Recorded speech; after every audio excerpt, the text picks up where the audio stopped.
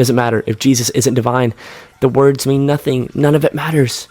If there is no creator, if Adam and Eve weren't real, if there really was no Noah's flood, if there really was no Sodom and Gomorrah, if there really was no King David and Goliath, if there really was no, again, death, burial, and resurrection, then it doesn't matter.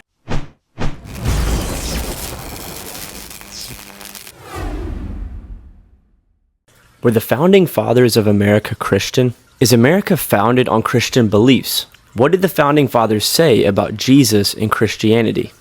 Well, you're about to hear the answers to these questions, and I'm sure that they're going to shock you just as they did me. Now, most of you were probably taught in school that all of the founding fathers were very strong Christians and that this nation was founded on Christianity. I was taught this as well. But the reality is that you were taught right and wrong.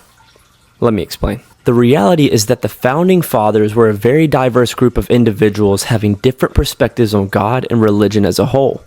However, the founders did come from similar religious backgrounds, mostly being Christian, Protestant. In fact, most were baptized, listed on church rolls, married to practicing Christians, and frequent or at least sporadic attenders of services of Christian worship. So that settles it. They were 100% Christian. There's really no point in even making this video. No, this is where things get tricky. Here's a quote from Thomas Paine, who is considered to be one of the great founding fathers. I do not believe in the creed professed by the Jewish church, by the Roman church, by the Greek church, by the Turkish church, by the Protestant church, nor by any church that I know of. My own mind is my own church.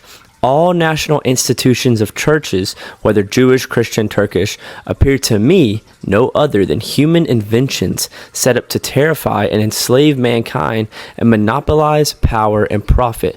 It seems to me that he is attacking the theology of most churches and trying to imply that all churches are corrupt, all theology is corrupt, which I just don't agree with. But let me read to you this story, and I want to know what you think about this. This is pretty interesting. It's the year 1804. One of the most popular founding fathers, Thomas Jefferson, just finished a hard day at work and has a rather personal goal to attend to. He has two Bibles placed in front of him, with both Bibles showing a story about Jesus. He then grabs a razor or a knife and begins cutting out pieces from both Bibles. He slices the parts of the Bible that he believes and pastes them into a folio of blank pages. The rest, the parts that he didn't believe, he leaves behind in two maimed, mutilated Bibles. His personal editing of the Bible was simple. Keep what you like and get rid of what you don't. This specific Bible is lost to history. However, 16 years later, he decides to create another Bible. This time he purchased 6 Bibles, 2 in English, 2 in French, and 2 containing both Latin and Greek.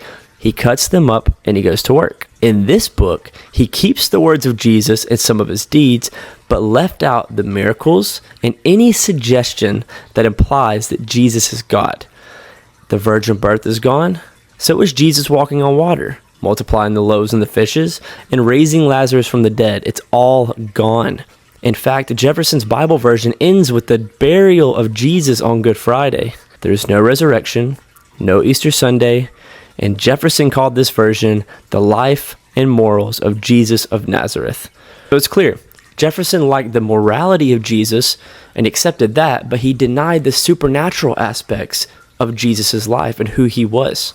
I mean, if you deny those things, are you really a Christian? Like, for example, if you could somehow prove to me today that Jesus was not really the Son of God and that he did not raise from the dead and that all those miracles didn't happen, if you could somehow prove that to me, I promise you I would not be a Christian.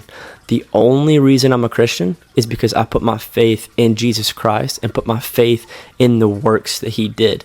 I'm not a Christian because it makes me feel good. I hate when people bring that up. They're like, oh yeah, man, if you're a Christian just because, it brings your self-esteem up and it gives you a good moral compass, that's great for you, man. No, that's actually not the reason I'm a Christian. I don't need Christianity to be a moral person. There's plenty of atheists that are somewhat moral people. I need Christianity because I need Jesus. I need Jesus to save my soul. I believe in a heaven and a hell, and I want Jesus to save my soul from hell, and I want to spend the rest of my life in heaven with Christ. I believe in Jesus because of who he is. But this is where the manipulation and weird things start to happen, because I just read to you what Thomas Jefferson did with editing his Bible, which is, in a sense, blasphemous. But then he has quotes like this: I am a real Christian, that is to say, a disciple of the doctrines of Jesus Christ. Well, that makes it seem like he is a real Christian, but we know that he isn't because he denied the supernatural aspects of it. He also said this, I tremble for my country when I reflect that God is just, that his justice cannot sleep forever. Again, how can he cut up the Bible and make it into his own thing and then say things like that? It's just confusing. I don't know. Comment below and tell me if you think that Thomas Jefferson was a true born-again Christian. But what about John Adams? John Adams, being the second president of the United States and also a signer of the Declaration of Independence, says this, suppose a nation in some distant region should take the Bible for their only law book, and every member should regulate his conduct by the precepts there exhibited. Every member would be obliged in conscience to temperance, frugality, and industry, to justice, kindness, and charity toward his fellow men, and to piety, love, reverence toward Almighty God. What a utopia, what a paradise would this region be. But yeah, John Adams makes it pretty clear that he considers a society following the principles of the Bible a utopia.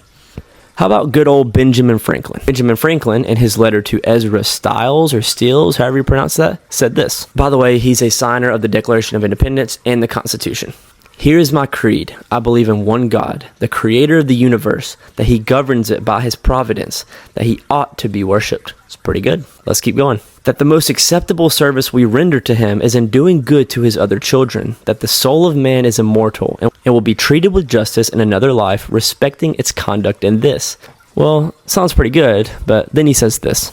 As to Jesus of Nazareth, my opinion of whom you particularly desire, I think the system of morals and his religion as he left them to us is the best the world ever saw or is likely to see.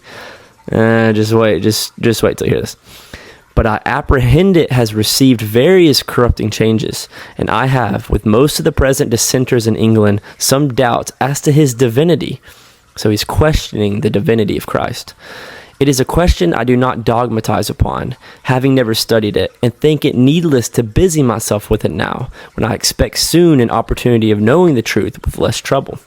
I see no harm, however, in its being believed, if that belief has the good consequence, as probably it has, of making his doctrines more respected and more observed, especially as I do not perceive that the Supreme takes it amiss by distinguishing the unbelievers in his government of the world with any peculiar marks of his displeasure. So he's basically saying, look, I question the divinity of Jesus, but hey, if you want to follow Jesus, that's going to make your principles and morals a lot better, so I'm fine with it. Obviously, I disagree with that. I do agree. I do look at the divinity of Jesus as a very important thing to believe in. That's kind of like, the whole point. Literally, if Jesus didn't die and raise again, it doesn't matter. If Jesus isn't divine, the words mean nothing. None of it matters.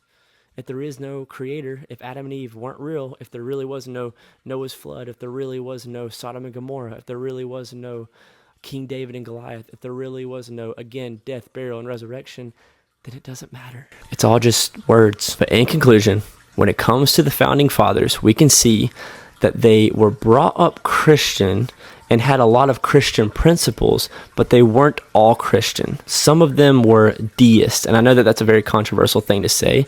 By the way, a deist is someone who believes that God, in a sense, is the creator. He created everything and then took his foot off the gas pedal, or just kind of removed himself from it and is letting humans kind of run the show, just letting his creation work its ways, good or evil. But yeah, it's pretty clear that the key founders were either Christian or deist. Some people would like to just call them theistic rationalists, whatever you want to say. They basically believed in a God, but with secular rationalism being the highest status when it came to politics. I do not think that they intended to create a solely Christian nation, but rather a nation founded on Christian ideals, if that makes any sense. I hope you guys enjoyed this video. It was just kind of more of a historical, interesting video. It's really late here. It is actually, I'll tell you, it is 1 a.m. in the morning, and I am very sleepy. I hope you all have a great day. Peace.